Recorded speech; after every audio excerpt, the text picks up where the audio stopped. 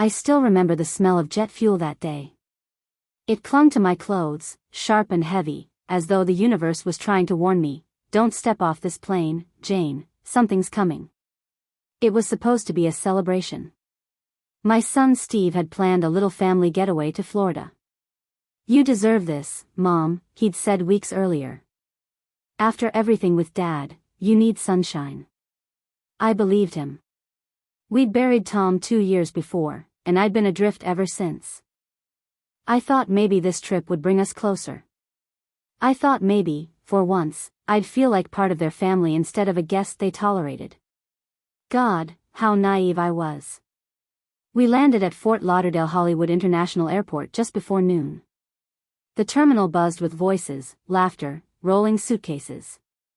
I followed close behind my daughter-in-law, Cynthia, trying to keep up as she strode ahead in her white linen pants and oversized sunglasses. Then she slowed. Waited for me. And when she turned, there was a smile on her lips, but it wasn't one I recognized. She leaned close enough that her perfume stung my nose and whispered, so quietly I almost thought I imagined it. "Get out of our lives, Jane. Disappear. You're poison." For a second, I just stared at her, blinking, my breath caught somewhere between my lungs and my throat. What are you talking about?" I finally managed. Cynthia didn't answer.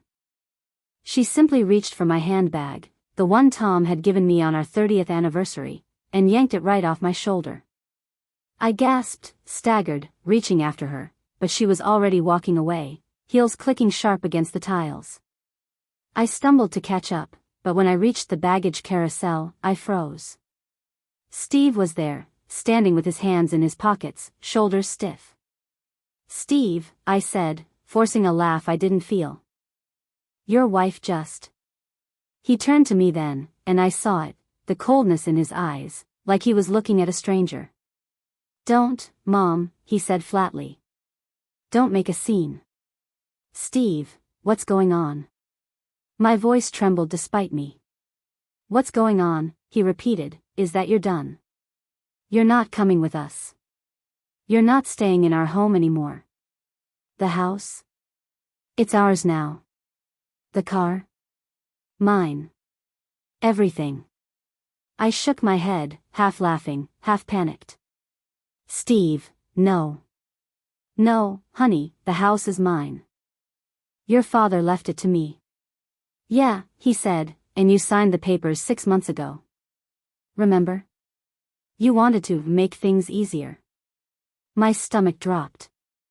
I remembered signing something, yes. Some form Cynthia handed me at the kitchen table. "Just refinancing," she'd said, smiling sweetly. You tricked me," I whispered. Steve shrugged, unbothered. "You'll land on your feet. You always do." And then he walked away, leaving me standing in the middle of the crowded terminal with nothing but the sweater tied around my waist. I sat outside the airport for hours. My suitcase, the one with my old photographs, my letters from Tom, was gone with them. My handbag, my wallet, my ID, gone. By sunset, I had $47 in my pocket and a one-way ticket home, booked on my phone with trembling fingers. I cried the entire flight back. Not because of the money. Not even because they'd taken the house. I cried because my son, the boy I'd held against my chest the night he was born, had looked me in the eye and chosen her. That night, when I finally stumbled into my empty little apartment, the one bedroom I'd been renting out while living with them, I found myself pulling out the old oak box from under my bed. Inside were 8 gold rings Tom had given me, one for every 5 years of our marriage.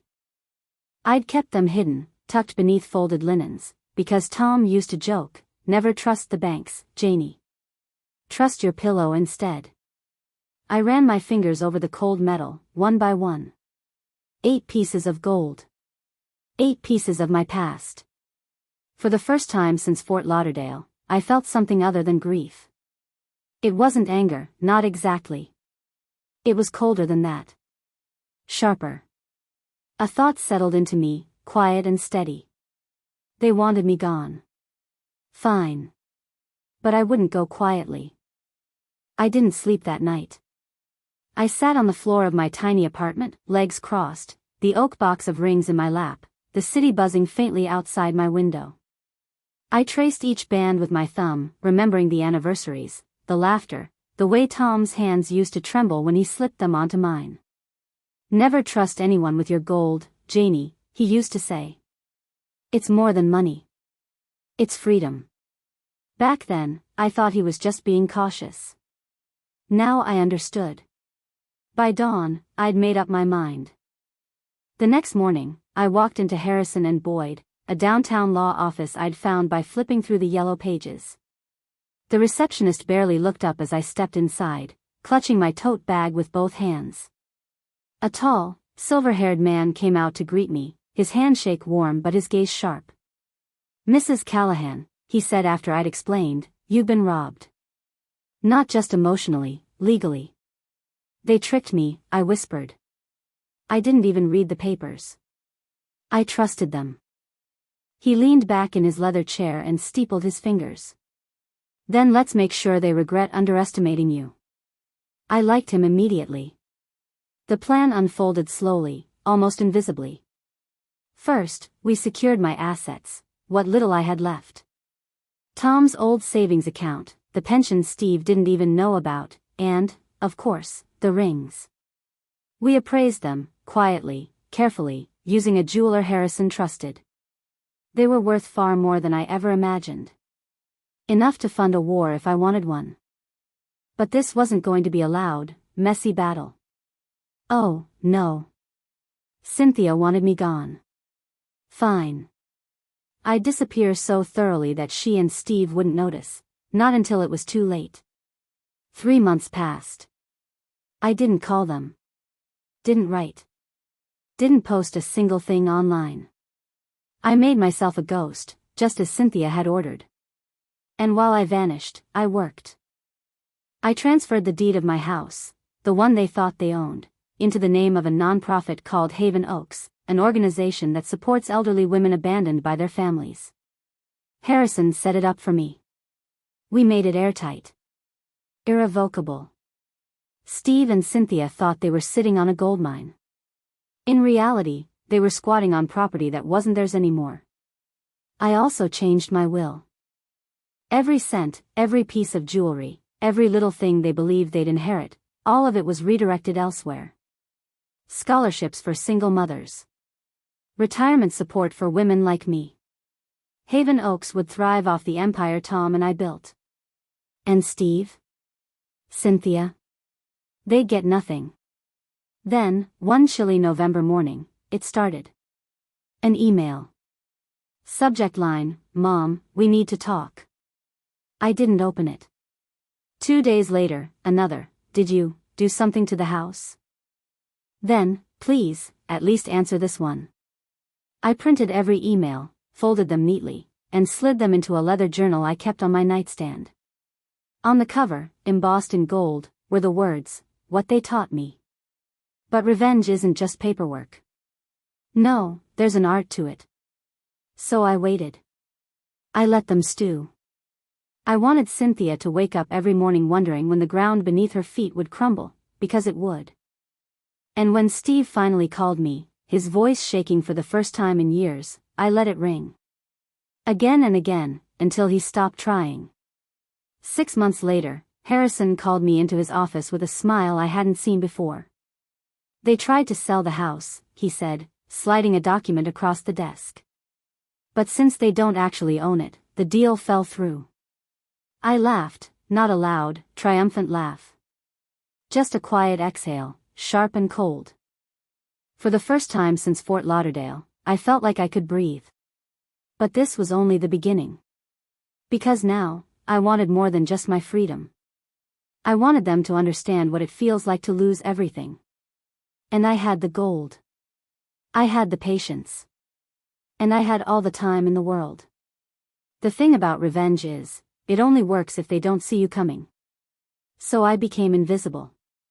I moved out of my tiny apartment and into a quiet duplex across town, paid for in cash.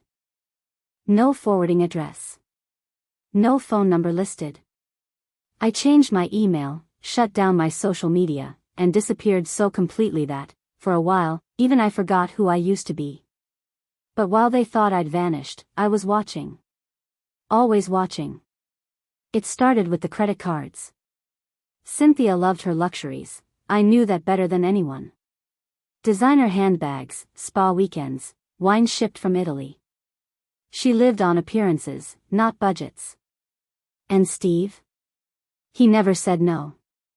So I pulled their credit reports. Harrison had contacts, old school, discreet, who could make a few calls and get me everything I needed. That's when I saw it, they were drowning. 2 mortgages, 3 maxed out cards, and a personal loan Cynthia had taken out without telling Steve. They were living a dream they couldn't afford. And dreams like that are easy to ruin. I opened an anonymous account and started tipping off creditors, one by one. Just whispers, little nudges. Enough to make them look twice, to reconsider terms, to call in debts faster than Cynthia could charm her way out of them. Within 3 months, their shiny little world began to crumble. A boutique declined her platinum card, loudly, publicly. Steve's truck got repossessed in front of his office. I heard through one of Harrison's friends that their names were being whispered around town, creditors circling like vultures. And all the while, I stayed silent. But this wasn't just about money. I wanted Cynthia to feel it, the cold creeping panic of watching your perfect life rot from the inside. So I got personal. I mailed her an envelope. No return address. Inside, a photo. Just one. It was from our last family Christmas together, the one where she'd convinced me to sign the refinancing papers.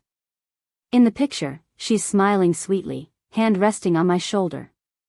On the back, in neat, deliberate handwriting, I'd written, "Every gift has a price." 2 days later, I mailed another envelope.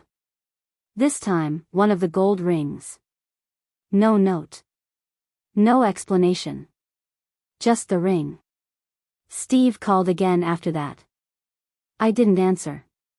Cynthia didn't email this time. She called Harrison's office instead. He told me later her voice was shaking when she asked if I was planning something. He told her the truth. "Mrs. Callahan has no interest in speaking with you." And then he hung up. Meanwhile, I had other things to tend to. Remember Haven Oaks, the nonprofit that now owned my old house? I started donating heavily to it, anonymously, through shell accounts Harrison set up for me. We used Tom's old investments, the pension, the rings, everything they thought they'd inherit went straight into Haven Oaks. And Haven Oaks grew. Local news picked it up. Program helps abandoned grandmothers find stability. The photo in the article showed 5 women standing on the porch of my house, smiling. Behind them, the garden I planted, the white swing Steve once built for me, now freshly painted and hung. Cynthia must have seen it. I wonder if she recognized the swing. I hope she did. By spring, the cracks were showing. Steve's work hours got cut. Cynthia stopped posting photos of wine tastings and Caribbean beaches. Their smiles and the rare Facebook updates looked tight, brittle. I was patient. Patient like the ocean wearing down stone. And one rainy afternoon in May, when I passed their street in an unmarked car, I saw the first "for sale" sign on their lawn. I parked 2 blocks away, sat there, and watched. Cynthia stormed out of the house, phone pressed to her ear, mascara streaked down her cheeks. Steve followed her, yelling, hands flying. I sat there in silence, hands folded over the steering wheel, and smiled. But I wasn't done yet. I still had 6 rings left. And with each one, I planned to take something from them, something deeper than money or property. Because revenge isn't about destroying them all at once. It's about watching them wonder when you'll strike next. By June, the tension in their house had become tangible.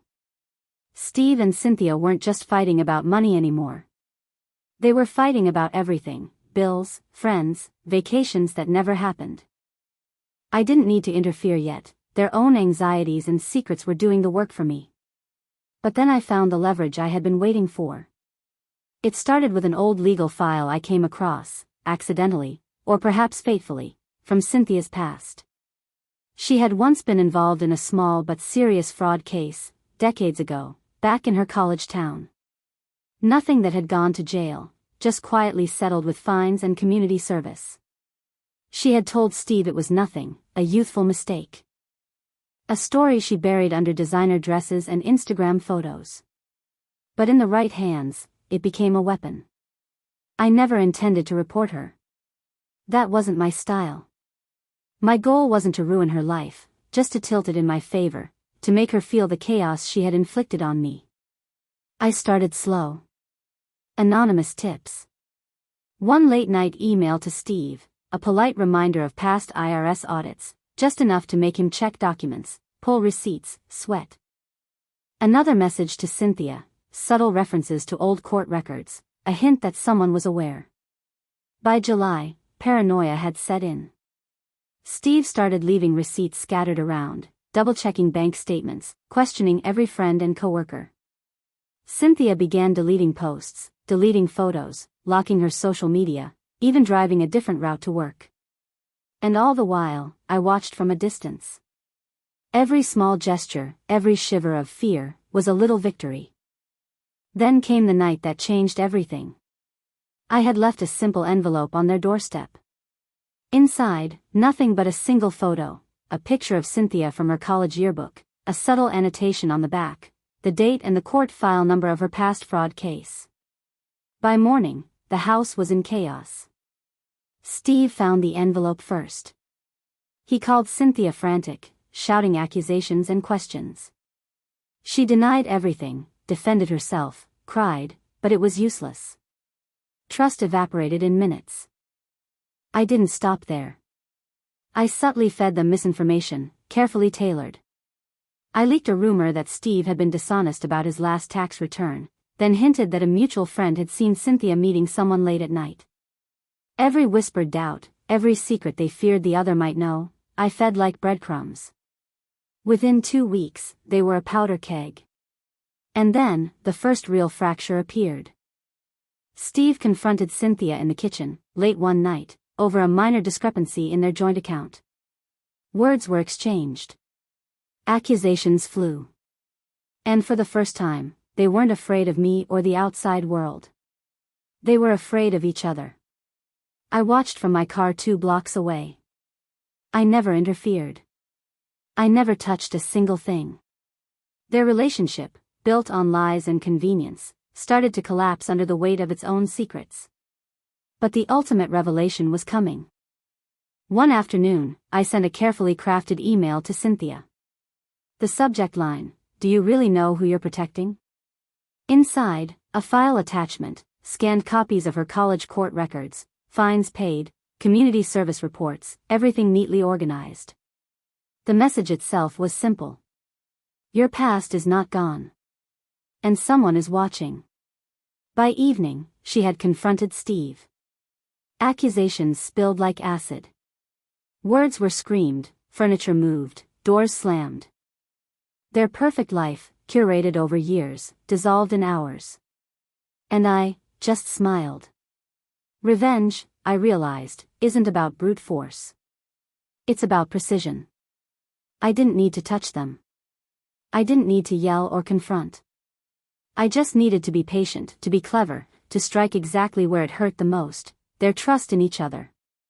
And as I watched them from my safe distance, I felt a satisfaction that went beyond money, beyond inheritance. This was about justice. About showing them the cost of cruelty. By the end of the month, Cynthia was avoiding the house whenever Steve wasn't there. Steve slept in the guest room, afraid to trust her presence. I had transformed them into ghosts in their own home, shadows of the people they once pretended to be. By August, the atmosphere in their house had become almost uninhabitable. Steve and Cynthia had turned on each other completely. Their arguments were no longer about money or logistics, they were about character, past secrets, imagined betrayals. Every conversation was a battlefield. And I was nowhere near the front lines. That was the beauty of my design, I never needed to be. It started innocently enough, a few questions to the grandchildren about what they remembered of their grandmother. I didn't lead them, didn't give suggestions, just asked simple, open-ended questions over video calls. Remember Grandma Jane? I'd say. What's your favorite memory with her? The kids hesitated, thought, and began to speak freely, and in their answers, cracks began to appear. Steve and Cynthia noticed. They weren't aware that the children's loyalty was naturally tilting toward the one who had always been kind, the one who had shown genuine care, not the adults who were now constantly screaming at each other. The first subtle victory came when the youngest, Ella, refused to go on a weekend trip with her parents. She didn't say why at first, just clung to her backpack and insisted on staying home. Steve demanded answers. Cynthia scolded. The child simply said, "I want to stay with Grandma Jane. She listens." It was subtle, but devastating. The children's preference for me, their grandmother who had always been constant, nurturing, and fair, created tiny fissures in Steve and Cynthia's authority. They fought not only with each other but now against the natural inclinations of their own children. And with every dispute, I grew stronger. I stayed quiet, collected, and precise. I didn't need to lecture or warn. They did it to themselves. Next, I introduced tiny, indirect consequences that amplified their paranoia. A misfiled school form here, a missed after-school event there. Nothing catastrophic, nothing directly traceable, just enough to sow mistrust. Cynthia began checking every email, every text, every receipt. Steve followed her, monitoring her movements, questioning every gesture. They began to suspect even friends and neighbors of conspiring against them. Their house became a fortress of fear. One evening, I sent an anonymous note to the school principal, just a gentle nudge pointing out minor inconsistencies in the form Steve and Cynthia had submitted. The principal responded with a polite warning, "Please review your paperwork carefully. Errors can affect enrollment." That was all it took. The cracks were now visible to anyone who entered their home. Neighbors whispered about the tension. Friends began declining invitations.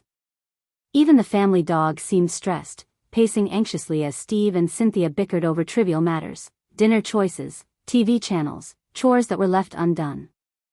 I didn't have to lift a finger. Then came the pivotal moment. Steve and Cynthia had planned a small backyard gathering for their friends. They wanted to reclaim some dignity, to show that life was still normal, that their marriage was intact. I sent another anonymous email, with carefully curated evidence from their past, minor financial mismanagement, small lies Cynthia had told, a photo of Steve clearly exaggerating a story, to half the guest list. Some guests declined immediately. Others attended but whispered behind their hands, giving each other knowing looks. By the end of the evening, the couple was isolated at their own party. Guests left early. Their pride shattered. And finally, I moved the last piece into place, the grandchildren. I sent them letters, not signed, just stories of Grandma Jane's adventures, her wisdom, her gentle humor.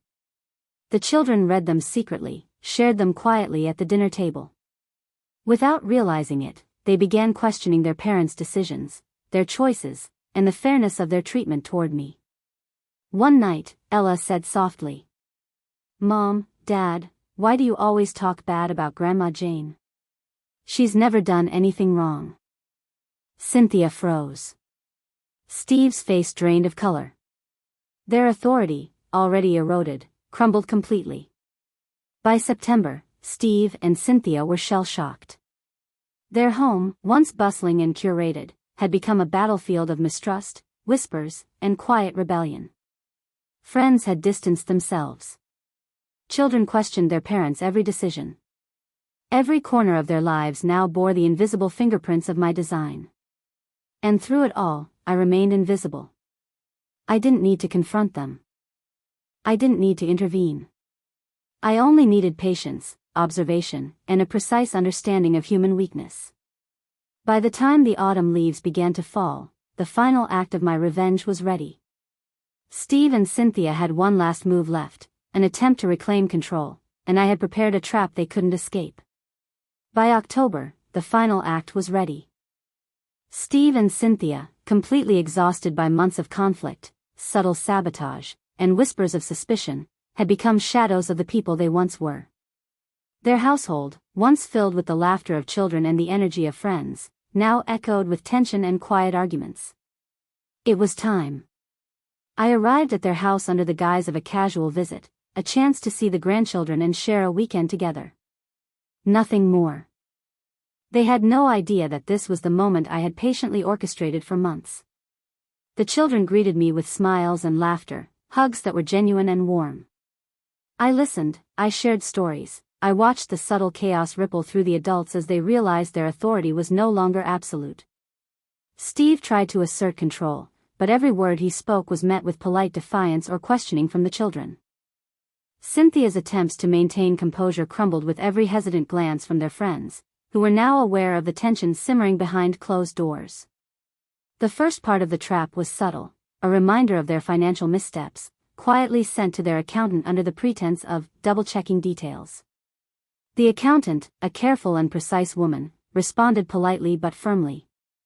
"Steve, Cynthia, these discrepancies must be addressed immediately. Delays could have serious consequences."